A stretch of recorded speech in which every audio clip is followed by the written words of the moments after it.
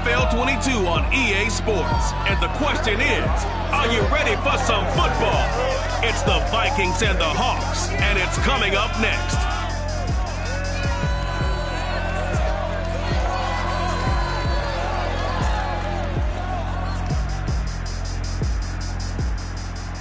It is a sound like no other when they raise that 12th man flag here in Seattle, and we just heard it, and that means it's time for football at Lumen Field. This crowd, as we've come to expect in recent years, as loud as any in the NFL, and they get even louder when their Seahawks are introduced. We're ready for football as the Seahawks get set to do battle with the Minnesota Vikings. With Charles Davis, I'm Brandon Gaudin. With Charles Davis, I'm Brandon Gaudin. Charles, you look at the Seahawks team as they get ready here. They come in losers of 2 straight, so they're trying to right the ship here a little bit. They're teetering a little bit, aren't they? And now things could really go south if they lose this game, so they understand the importance of playing well and stopping this streak. So here's the Viking offense making their way out. They'll be led out by their quarterback, the guy out of California, the former Cal Bear, Jared Goff.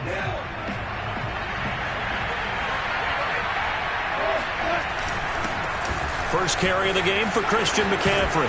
And they get him down, but not before he takes it across the 40-yard line. Well, one unit I know you want to watch is that offensive line. If they keep clearing holes like that, it could be a long night defensively. No doubt about it, because when they are in sync, as we're seeing so far, when that continuity is there, and you can see that they're playing off of each other while controlling the defensive front linebackers, you're exactly right. It could be a very long night for the defense because someone's going to run for some big yardage. Well, that was a fun one to watch right there. A nice in-breaking route and plenty of room in the middle of the field. And he was able to get behind the linebackers and grab the completion for a really good pickup. Going deep for Diggs. And this one almost intercepted. Not a good throw there. Nearly an opening drive INT. On 2nd and 10, Goff. Got a man right side. It's McCaffrey. And he gets us down inside the 35 before going out of bounds. They get 7 out of that, so they're left with a 3rd and 3.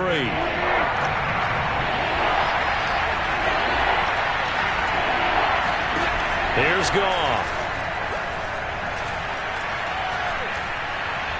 Airing one out for Crowder. And this is caught. And they are able to stop him, but he does take it all the way to the 2. A big connection on that one. 32 yards.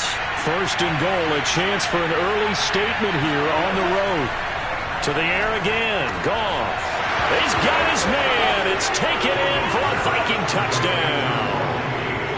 Russell Gage, his 6th touchdown of the season. And the Vikings take the ball down the field and score on their opening drive.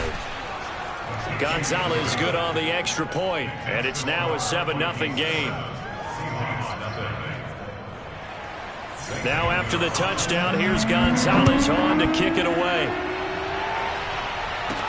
On the return, Andy Isabella. And able to get this across the 20, but not much further as he's dropped it to 23-yard line. Here come the Seahawks and their offense now under veteran head coach Pete Carroll.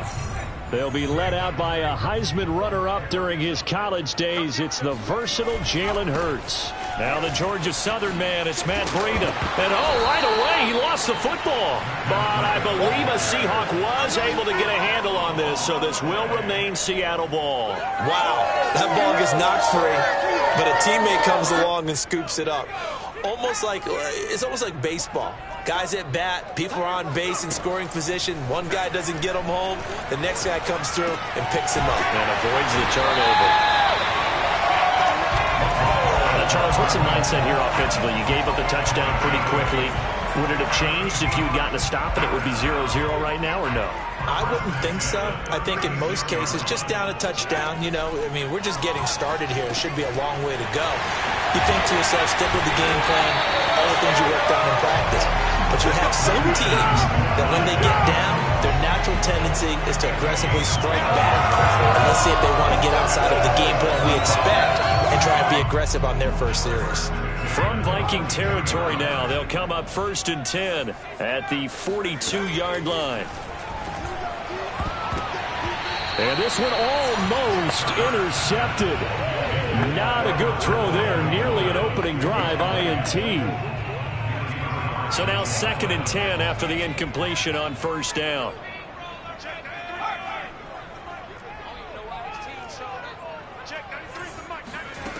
From the gun, it's Hurts. He's got the 1st down here inside the 30. And all the way down to the 25-yard line. And this has been a nice answer to the touchdown drive against them a few minutes ago because they've come out and reestablished the tempo. A nice throw there, and they're putting together a very strong drive as a response. Under pressure, and he'll go down. Sacked back at the 31. Brought down back at the 31-yard line.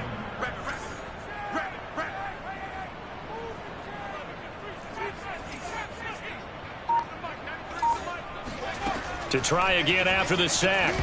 Hurts fumbles it, and the Vikings pick up the football. The 40, the 30, 10, and they are going to bring this one back. It's a fumble return, a scoop and score for the Vikings. Big boy earning his lunch. That's what you call rumbling with the ball, Charles. Big man with football. He wasn't just earning lunch, Brandon. He was earning dinner. He was midnight snack. Everything that you could possibly do, he did it on that play to pick up the ball and go. And you can bet they're preaching 2 hands on the ball here as the kick's away following that fumble return. On the return, Isabella. And not much happening on the return as he'll get this to about the 23. Seattle's offense coming back onto the field, ready for their 2nd drive. And they come in losers of 2 straight. And remember, they've got the open date on their calendar next weekend, but you think it's... Oh, that's into double coverage and intercepted. Picked off by Justin Coleman. And his guys will take over at the 30-yard line. So 1st and 10 now from the 30. A handoff, McCaffrey running right, and he will lose yardage here to the 31-yard line. Officially, it's a 1-yard loss. That's going to bring up 2nd and 11. Now Goff. And he'll dump this off to his running back, McCaffrey.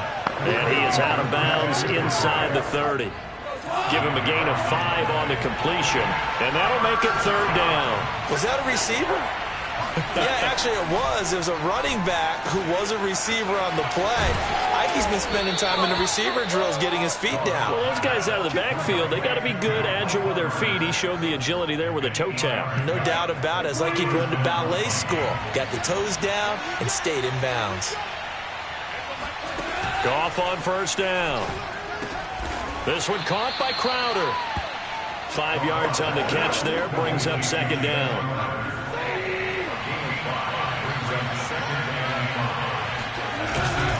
They'll give it up to McCaffrey. And he'll get this one down to about the 10-yard line. Still a couple yards short of the 1st as the 3-yard gain brings up a 3rd down.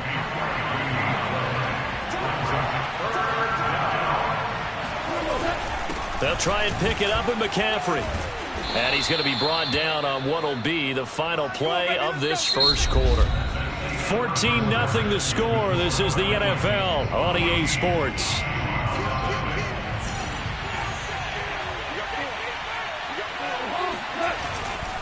They'll try to run with McCaffrey. And a minuscule gain of maybe a yard from the 6 to the 5. And the ball smacked down on the 5-yard line. Here's 2nd and goal. Be interesting to see now what they do offensively down near the goal line after not much there that time. As the offensive play caller, that may change your sequence now. Instead of coming right back with a running play, you may have to go to the air. They get 3 yards closer, but still work to do. It's 3rd and goal.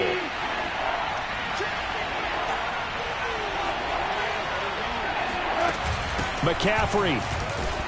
And the pressure gets to McCaffrey as they stop him short of the line to gain. Only a yard there, so it brings up 4th and goal. Now the Vikings will send out the special teams crew here for a field goal try. Less than an extra point attempt here. This is an 18-yarder. So the turnover leads to points as they add 3 there. Yeah, what a sequence there, and a nice one for them. They forced the interception, put together a little drive, and then come away with 3 points. Nothing to it, partner. Just do it. Out of his end zone comes Andy Isabella. And that decision to bring it out ends up not being a good one. Costs him about 5 yards as he's tackled at the 20. The Seattle offense now set to come back out on the field. To this point, the results have not been good. 2 possessions, 2 turnovers. And that's obviously something that can't continue, but to go a little bit deeper. The Vikings after him, and they get there for the sack. Sacks a growing theme in this first half. This is 2nd and long. Flushed out right. And he'll be out of bounds right around the 20. And give him 10 that time as he was able to get away from the pressure and get a nice gain. Partner was a definite passing down, but he was able to leak out and pick up some good yardage, even though the coverage was excellent. Maybe it's not exactly how they drew it up, but he still got a big chunk of yardage on 2nd down. And he'll get this up to the 30-yard line. When you're struggling on offense, you're looking for anything possible to get you going. Sometimes you do it like basketball teams that don't normally press. You put a press on, bring people to life, make them move a little bit quicker. Maybe that'll help them as they head towards the half. Throwing on 1st down, but this one winds up to be incomplete. Fair to say, hasn't been his best game throwing the football, but also not getting a lot of help out there either. Yeah, you nailed it pretty well, you know. He's got to throw it better, got to get more help. Obviously one that should have been caught. They got to find a way to bring those 2 elements together so they can make some progress in this one. So back-to-back incompletions, and that has him staring at a 3rd and 10. And that is knocked away in the middle of the field and incomplete. Has to be a little bit of frustration there. Back-to-back incompletions. Receivers blanketed on both attempts, this time on 3rd down. The 3 straight incompletions, they don't care. That hasn't dissuaded them. They're going to go for it on 4th. Check. Crunch. They're going to try and throw. Escaping the pressure right. And past the 40 before he's out of bounds. The last drive, remember, similar situation. He forced him on the coverage through the pick. He learned better there. Yeah, similar to a golfer that's confronted with a shot that you just can't make. Sometimes you have to take your medicine, as they say, right? Just pull it down, take off, and go. Don't make something. Hurts fumbles it.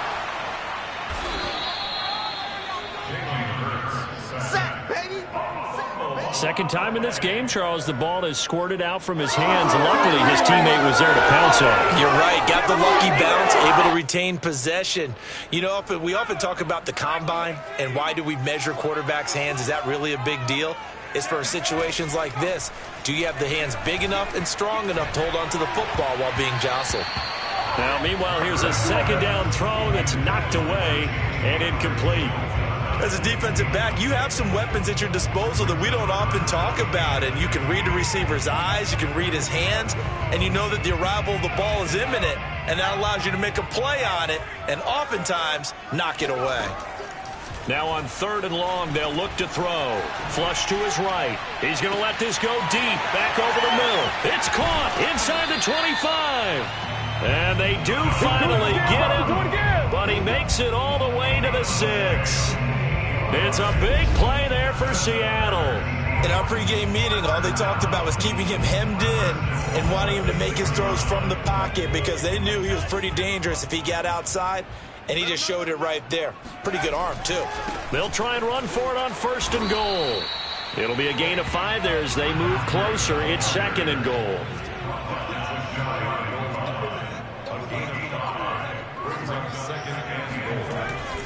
He'll try again. And he will score. Touchdown, Seattle. Matt Breida, his 4th touchdown on the year. And the Seahawks are able to cut into that deficit. So it was the passing game that got him down here, but closer to the goal line, it's the running game that gets him home. Certainly appears that they lulled the defense into thinking that the passing game was going to be it the entire drive. Nice change up there going to the running game to get him over the goal line. Elliott good on the extra point, and the lead is trimmed down to 10.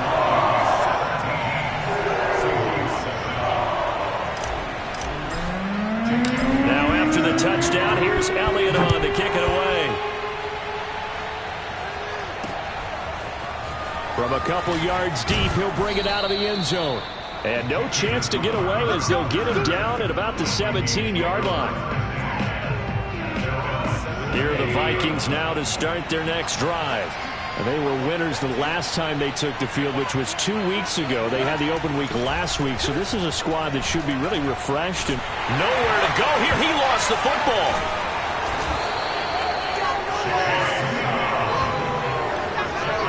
Much like a running back going through the line, quarterbacks have to be aware of protecting the football as well. He left it exposed that time, wound up having it knocked free, but fortunately had an alert teammate who was able to get it. And he is met in his tracks behind the line of scrimmage. It'll go down as a 2-yard loss, and it brings up a third down.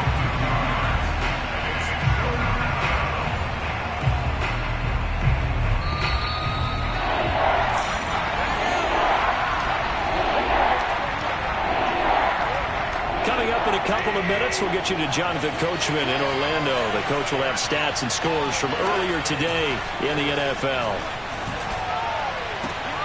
The left side caught by Diggs. And he will have a Vikings first down as they're able to get the third down conversion. So here's a 1st and 10 at the 38. Now it's gone. Airing one out for Crowder. It's incomplete. Took a shot, couldn't connect. An incomplete pass on first down. That leads to a 2nd and 10. To throw is gone.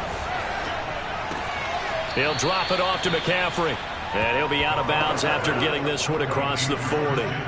He'll get only 3 there, so it leaves him with a 3rd and 7 ahead. And we see another pitch and catch there to the running back. This position just continues to evolve. They've become just as critical to the passing attack as a lot of receivers, tight ends, because their ability to make people miss in the open field can really generate big plays for an offense.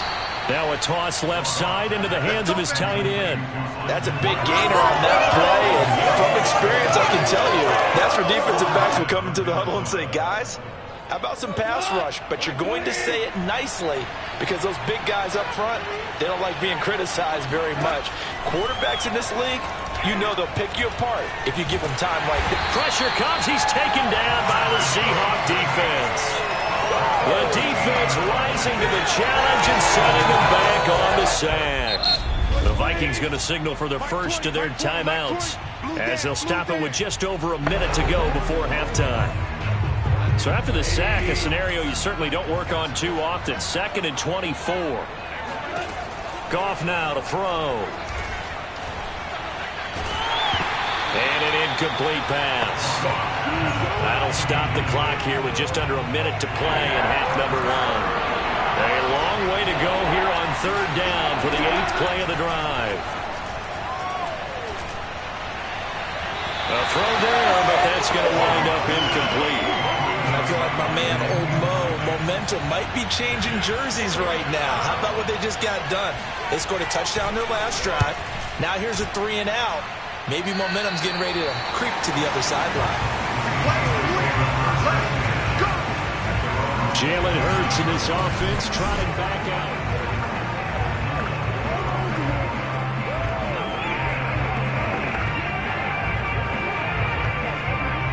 Coming to the line here to begin their next drive, the Seahawks offense. And with him down 2 scores, you wonder if they might try and put something together, even if it's just to get into field goal range. And he gets us to the other side of midfield across the 45 before going out. Now the Seahawks going to use the first of their timeouts as they'll stop it with just over 40 seconds to go in the first half. A 1st and 10 here. You know, if they could just get 3 out of this, something about whittling it to a 1-score game at half that might provide a psychological boost.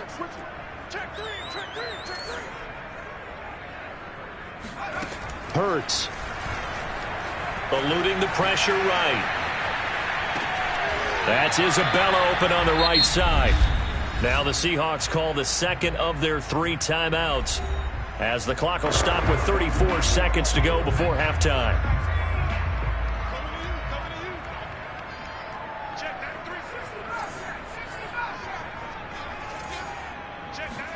From the 35 on 2nd down, Hurts. And this is caught by Watkins. And this is going to turn into another 1st down as the tackle is made at the Vikings 21. Throwing is Hurts. Forced out to his left. And they'll get this down to the 10. And with just 4 seconds left in this first half, a timeout called.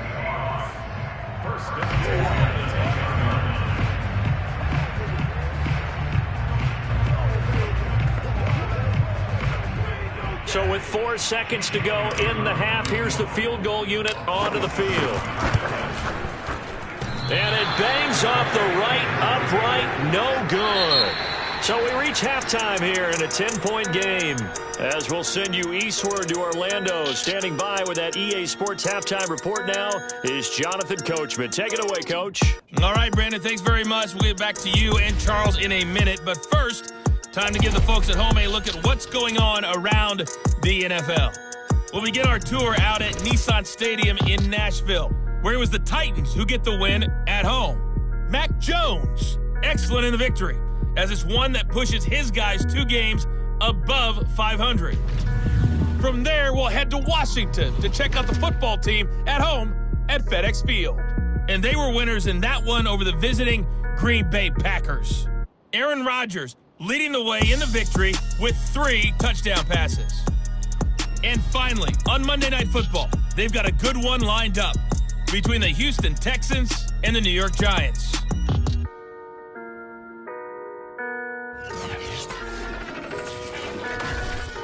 With that, we take a look at the next-gen stats in that first half for the Vikings. And there were a few factors as to why they built this good-size advantage, but the rushing numbers were not all that amazing. We'll see if they can pick it up in the second half. Meanwhile, for the Seahawks, there's a look at what they were able to do throwing the football. And they'll need to get things in gear as they trail here at the break. Both these teams going through their final adjustments before heading back out of the locker room. Time for us to go back out to Lumen Field, where we rejoin Brandon Gaudin.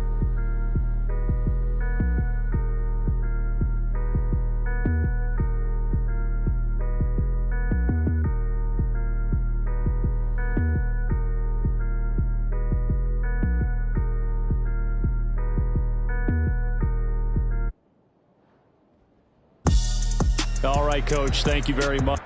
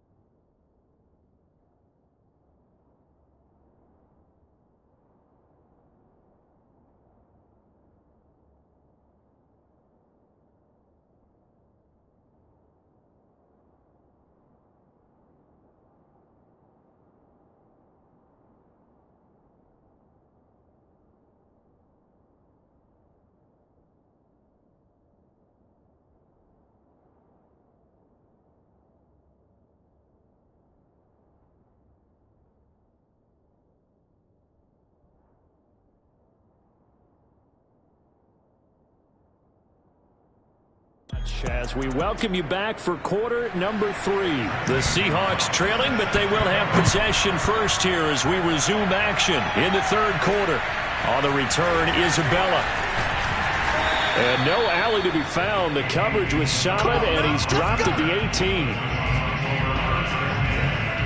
Here's the Seattle offense ready to get this drive underway. And right out of the gate, they face what you'd think could be a pretty important drive. I would say so. You know, they're down 2 scores. That's not the end of the world. It wasn't the strongest of first halves, but for them to start calling back, they've got to start putting a little pressure on that defense, start cutting into this deficit. You can't have 3 and outs and expect to get that done. Line of scrimmage, the 31 now on 1st and 10.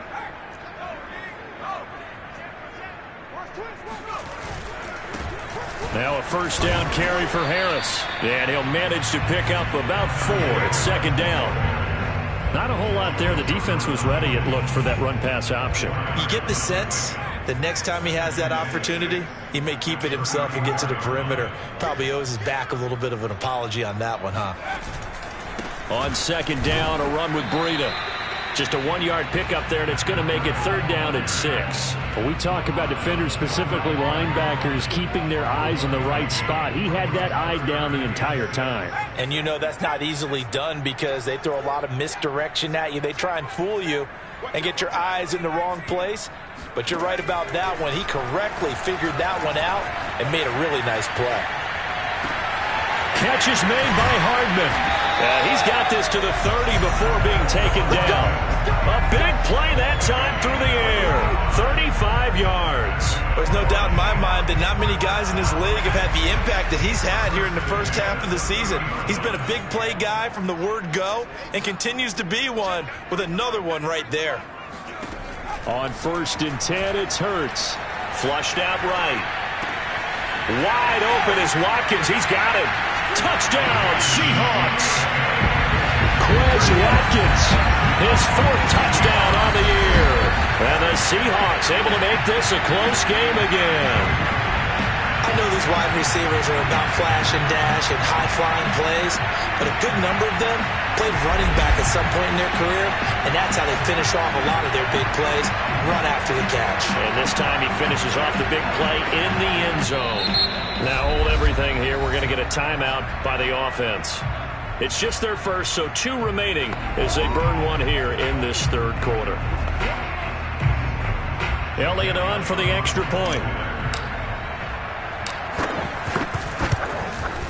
And this is up and good to make it a 17-14 game. So that drive spanned 5 plays. And it all culminates with a Seattle score.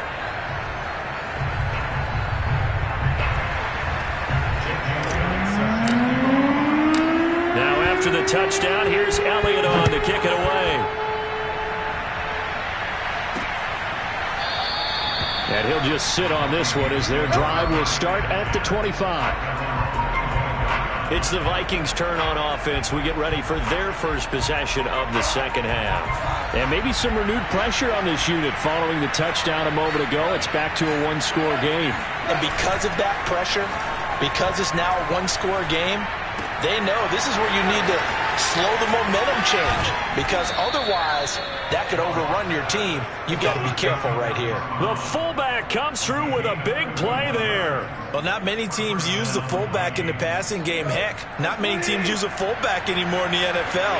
And even with those that do, you don't typically see a lot of big plays when the ball is thrown to him. And the Seahawk defense gets to him and they bring him down.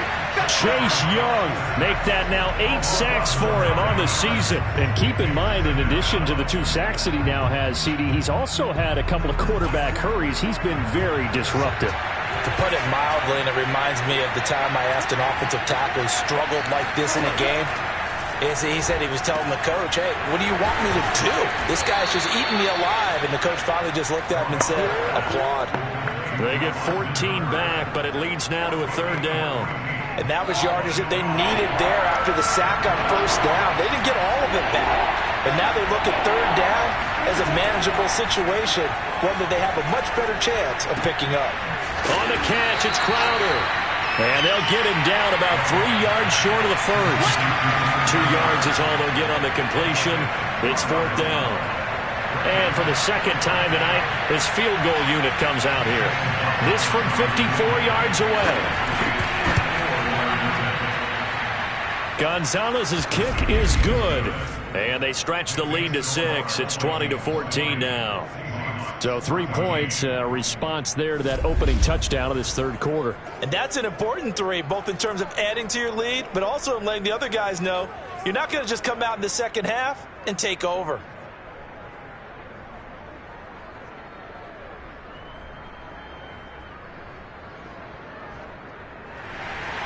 After the field goal, here's Gonzalez to kick it off.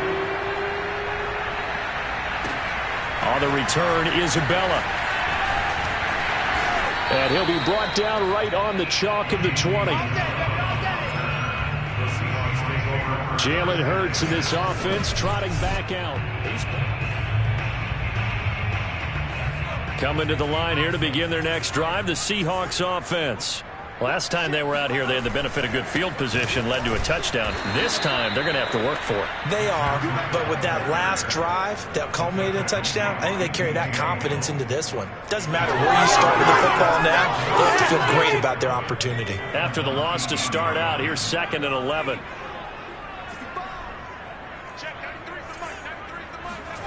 Hurts sets up to throw it. He'll hit Watkins on the crossing route. And they'll get it all the way up about 5 yards shy of midfield. The goal for any offense versus his own defense, find the holes where guys are available and put the ball on the receiver before any defender can step up and fill it. They did it well there. Perfectly executed crossing route. On 1st down, Hurts. Escaping the pressure right. And one more time, that's Watkins. And he'll take this all the way down to the 15-yard line. It's a big play there for Seattle. Well, make that now 2 completions for him on this drive, and these aren't ordinary completions. They're big ones. Yeah, these are the types that make a secondary talk to each other and not in a good way. Oftentimes pointing fingers. Hey, who's got him? Someone cover him. That type of indecision can open up to even more big plays. So after the big play, look at this, all the way down at the 15 now on 1st and 10. A run with Harris out of the shotgun. And he is in for the Seattle touchdown. Najee Harris with touchdown number 8 on the year. And the Seahawks are now just an extra point away from moving out in front.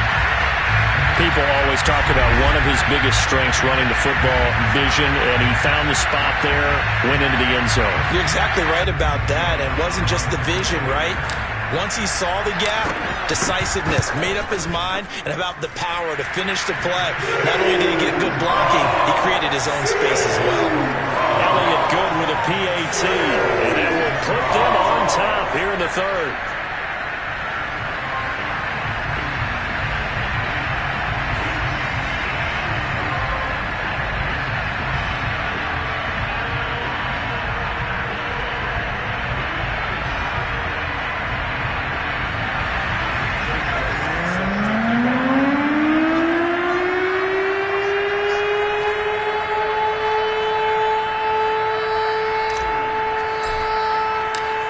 After the touchdown, here's Elliott on to kick it away. And he'll decide to not bring this one out as their drive will begin at the 25. Now the Minnesota offense set to take over again. And fortunate to get points on the board last time. They had to hit a really long field goal to do so. The kickers in today's game are so good and so skilled and hit from distances that we almost start to take them for granted, and we can't do that. That's a long field goal that they got 3 points out of. They've got to feel good about that, and they better make sure they love him up because he's helped them out. Yeah, now we'll see if that offense can put 6 on the board here. We'll see. The run on 1st down gets him a couple up to the 27. I have to think a major focus of the halftime meetings had to be figuring out how to create space for the running game to get operating. Well, you pointed out to me at half seems accurate. That line has struggled to sustain blocks. Yeah, I would agree with that totally. They've got to focus on staying on their double teams at the first level, make sure that block's secured before they slide off and try and chip someone at the second level. 43 yards rushing for him now on what was his 10th carry of the ball game. Sometimes it's hard to believe, but there are times this game is about patience, isn't it? Has had the game he expected, but that run there, that may get him going. I was just going to say, maybe that gives him a little juice, because you're right, he struggled, especially in that first half. Yeah, and I know the great ones always think to themselves, just hang in there. I'm just one big carry away from busting this open. That's a good start for him. Back now in Seattle, Washington. 1 quarter remains here on a Sunday night. You are watching the NFL on EA Sports. And he'll maneuver his way forward for about 4. 2nd and 6. The run got 4. Now they deal with a 2nd and 6.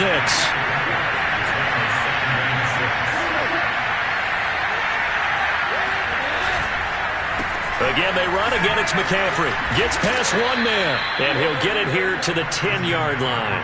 Let's go. I hope we give enough respect to the big guys up front because they have been getting it done on this drive. The holes have been large, and they've been barreling through them, picking up first downs. They'll run with Carter. And running room hard to come by here. He gets it down to the 8. He'll get 2 out of that run, and it's going to bring up a 2nd and goal. Here's 2nd and goal, operating from the 8-yard line. One more time with Carter. They'll get this halfway home from the 8 to the 4 on a gain of 4. 2 straight shots on the ground. Now on 3rd, do you go to the air?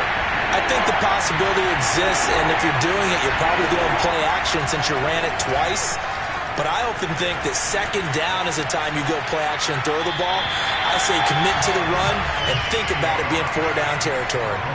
Throwing there, but this pass is going to wind up incomplete. Great defense there on 3rd and goal. They took away everything. Forced him to fire that one to the sideline where no one could get it. Gonzalez's kick is good. And with that, they will move ahead by 2 here in the 4th.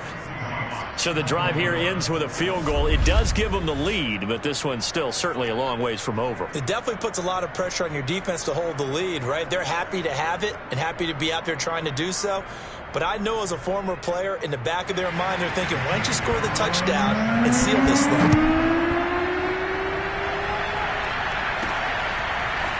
Isabella now from his end zone. And ultimately cannot get this out to the 25-yard line as he's dropped at the 23. The Seahawks again now ready to take over on offense. And now they find themselves trailing following the field goal. Still a good amount of time in this 4th quarter, but this drive very well could determine the outcome of this ball game.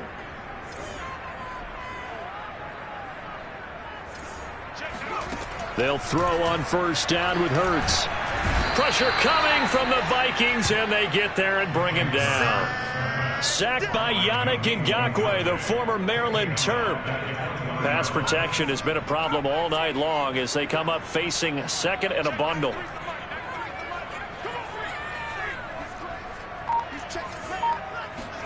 Another try after the 1st down sack. Hurts. He finds his man, complete. It's Watkins. And they're able to get this one across the 35. And here we are in the 4th quarter, partner, and watch them drive for what would be a go-ahead touchdown. And you and I both know this is where you need a quarterback who can keep his cool back there. Not just for himself, but to keep the rest of the team relaxed too. Here's Hurts to throw. Oh, and Hurts is going to be hit and taken down to the ground.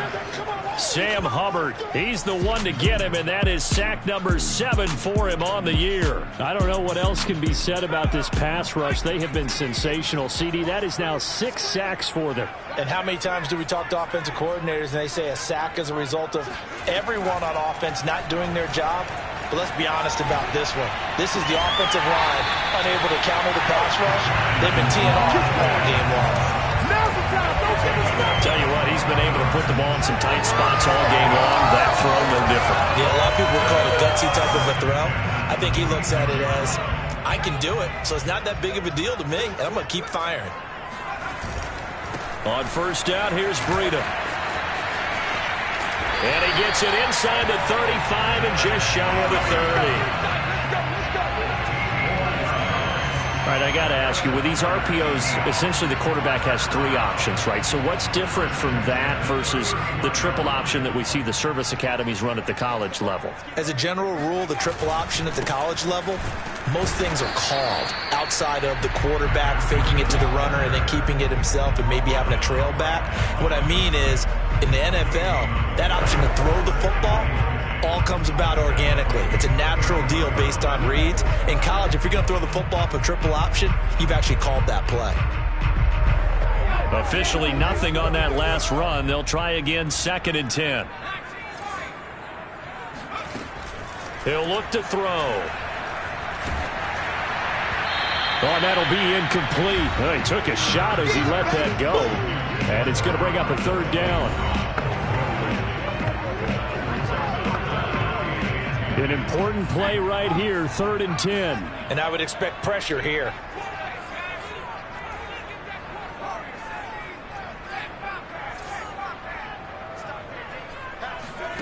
Throwing from the gun, it's Hurts. And this is caught. That's Watkins. And finally down he goes as they work it inside the 10 to the 7.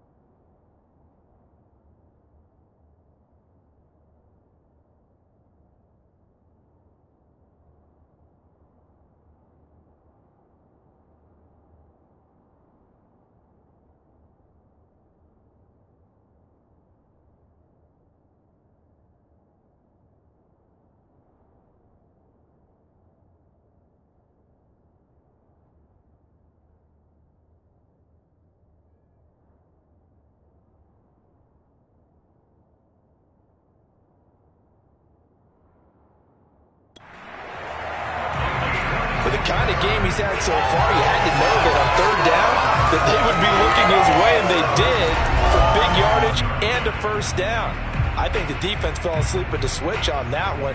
I would have doubled him, tripled him, anything to keep the ball out of his hands.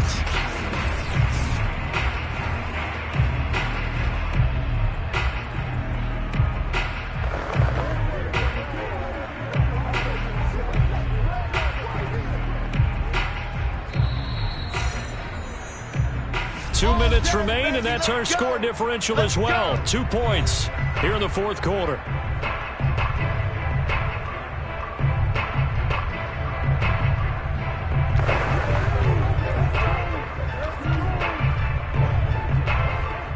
So it's Seahawk football as we march toward a conclusion. They come up on a 1st and goal with this game still hanging in the balance. They'll try and run for it on 1st and goal. And this is going to result in losing yardage. They're driven back to the 8-yard line.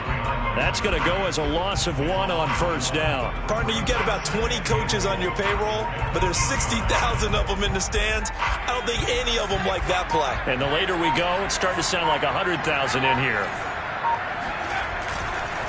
Now a give to Breida. And a penalty flag down as he gets only about a yard. And let's listen in on the call.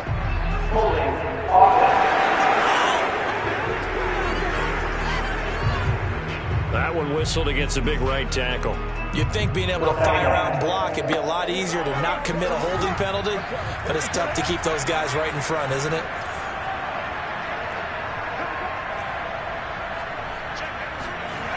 He'll look to throw. Flush to his right.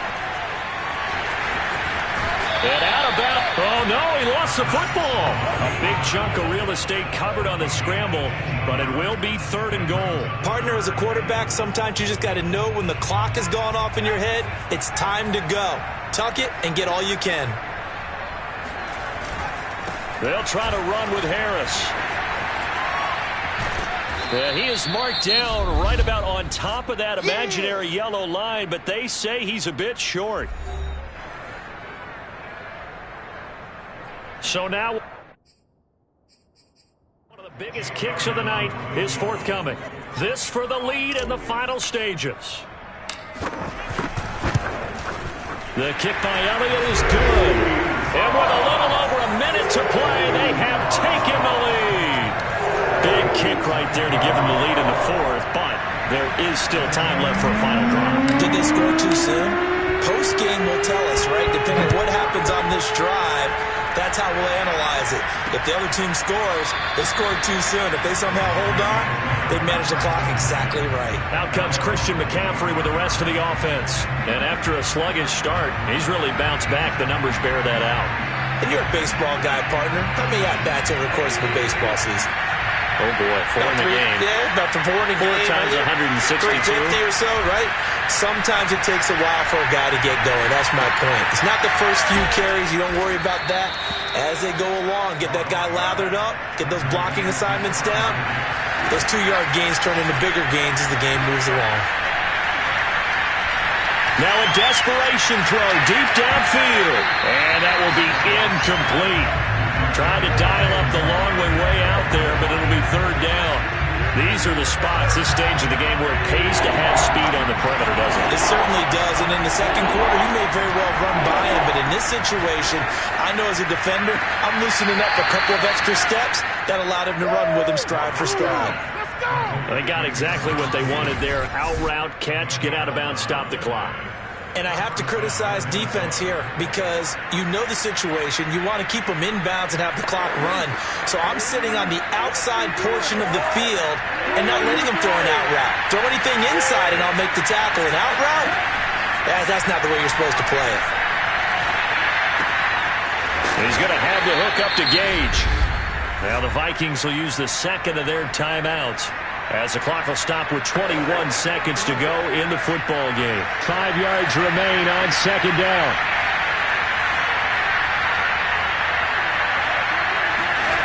Goff. He's got the hook up with Diggs. And he goes down, but not before getting this inside the 25. The Vikings going to use their third and final timeout. Now the Seahawks call the second of their 3 timeouts. That'll leave them with just 1 remaining in this fourth quarter of play.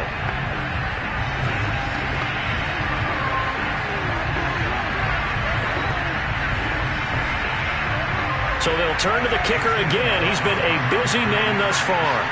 This to almost certainly win the football game. And his kick is good.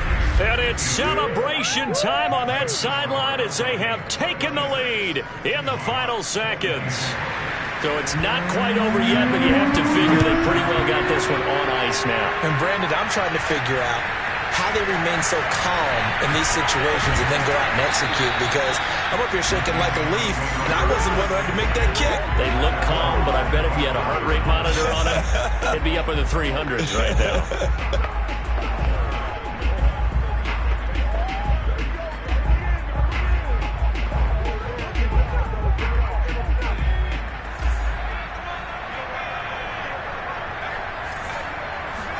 One final shot. They'll look to throw. He's going to let it fly. And that's caught inside the 35. And all the way down to the 24-yard line.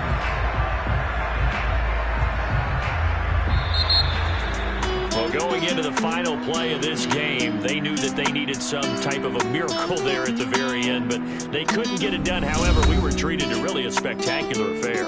Even though they didn't finish it off, you're exactly right. They took us down to the last play. We're still, you're wondering, could it happen? Possibly, even though we both knew it was a long shot. So for Minnesota, they move back over 500 now at 4-3. And they'll return home next week to take on the Green Bay Packers. Meanwhile, for Seattle, the struggles intensify as they drop to 2-6 now on the year. And they'll take this loss into the bye as they'll be back in action in Week 10.